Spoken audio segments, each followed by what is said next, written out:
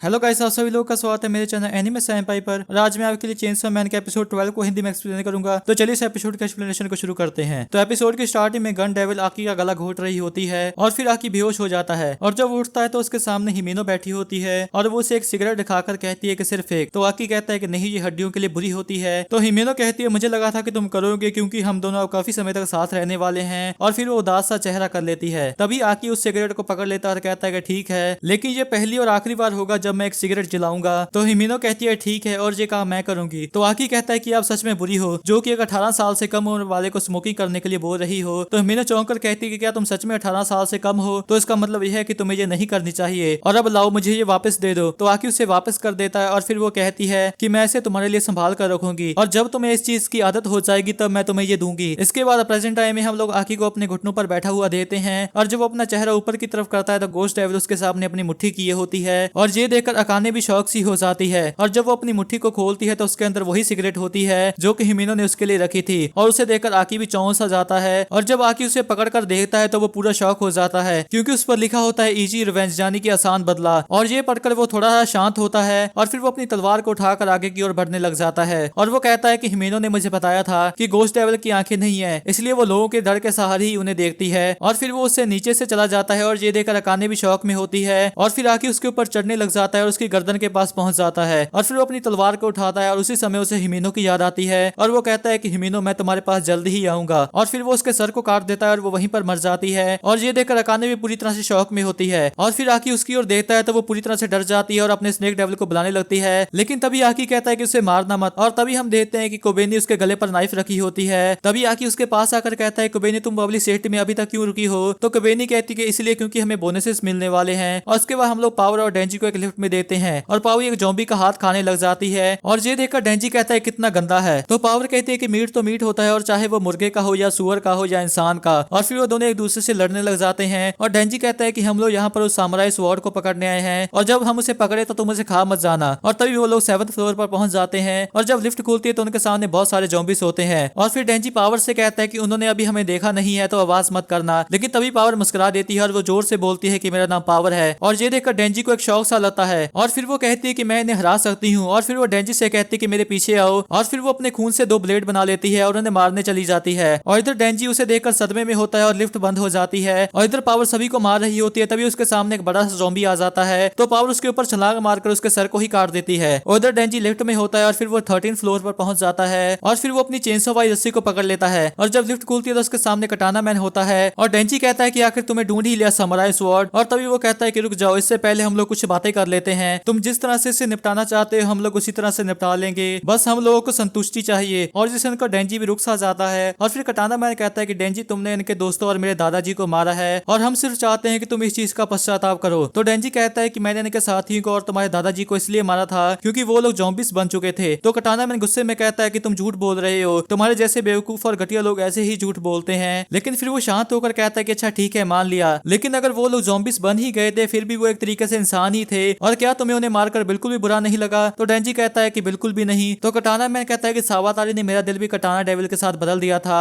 लेकिन फिर भी अगर मैं कुछ ज़ॉम्बिस को मार देता हूँ तो मुझे कई रातों तक नींद नहीं आती, और लगता है कि यहाँ पर सिर्फ तुम ही अकेले हो जिसका कि दिल अब एक इंसान का नहीं रहा, और अगर तुम्हें जरा सी भी इंसानियत बची है तो हमें तुम्हें मारने दो। तो डेंजी थोड़ा सा सोचता है और फिर वो कहता है कि बिल्कुल भी नहीं। तभी कटाना मैन अपने हाथ से एक चाकू निकाल कर बोलता है कि मैं तुम्हें छोटे छोटे टुकड़ों में काट दूंगा। तो डेंजी कहता है आ जाओ गधे, कोशिश करके देख लो। और फिर वो अपनी चेनसो को एक्टिवेट कर देता है, और उसके बाद हम लोग उन दोनों को बिल्डिंग के बाहर गिरते हुए देखते हैं, और कटाना मैन उसे एक लात मारता है जिससे वो एक बिल्डिंग पर जा गिरता है, और फिर वो उसके ऊपर आकर गिर जाता है, लेकिन डेंजी उससे बच जाता है। और फिर वो डेंजी पर लगातार अटैक करने लग जाता है, लेकिन डेंजी उन सभी को रोकता रहता है। तभी कटाना मैन एक जोरदार अटैक करता है जिससे डेंजी रोक तो लेता है, लेकिन उसके इम्पैक्ट के कारण वो पीछे की ओर हो जाता है। और फिर कटाना मैन उसे एक जोरदार लात मारता है, और डेंजी बिल्डिंग से पार होता हुआ ट्रेन के ऊपर जा गिरता है। और फिर कटाना मैन भी उसके सामने आ जाता है, और फिर वो उससे कहता है कि तुम पहले से ताकतवर हो गए हो, और मुझे बताओ कि तुम आखिर किसके लिए लड़ रहे हो? तो डेंजी कहता है जो अच्छी जिंदगी मुझे मिली है उसको बचाने के लिए। तो कटाना मैन कहता है क्या पब्लिक सेफ्टी तुम्हें वो अच्छी लाइफ दे रही है? तो डेंजी कहता है हाँ, और इसीलिए मुझे तुम्हें मारना पड़ेगा ताकि मिस माकीमा मुझे शाबाशी दे। तो वो कहता है कि तुम मुझे नहीं हरा सकते। तो डेंजी कहता है क्या तुम्हें लगता है कि तुम मुझे हरा सकते हो? मैं अभी तक मरा नहीं हूँ। और फिर वो उसकी ओर भाग कर आता है, और फिर वो दोनों आपस में फिर से लड़ने लग जाते हैं, लेकिन कटाना मैन डेंजी पर भारी सा पड़ने लग जाता है, और फिर वो उसे एक जोरदार अटैक करता है जिससे वो पीछे जा गिरता है। और जब वो उठकर सामने की ओर देता है तो वो वहां से गायब हो जाता है, और डेंजी उसे ढूंढने लग जाता है, लेकिन तभी वो उसकी उसके ऊपर से आकर उसके ऊपर एक अटैक कर देता है और फिर वो दोनों ट्रेन में आ जाते हैं और फिर डेंजी उसे पीछे की ओर ढकेल देता है और फिर ट्रेन एकदम से रुक जाती है और डेंजी का बैलेंस बिगड़ जाता है। तभी कटाना मैन उसके ऊपर आकर एक अटैक करता है जिससे वो ऊपर जा लगता है और फिर वो उसके ऊपर एक और अटैक करता है जिससे वो दूसरे डिब्बे में पहुंच जाता है और उसके साइड में एक लड़की होती है और इधर कटाना मैन अटैक के लिए तैयार होता है और डेंजी उसे रुकने को बोलता है और फिर वो अपने हाथों को आगे कर लेता है लेकिन वो उसकी आर्म को काट देता है और इसके बाद वो लड़की वहां से बाहर भाग जाती है।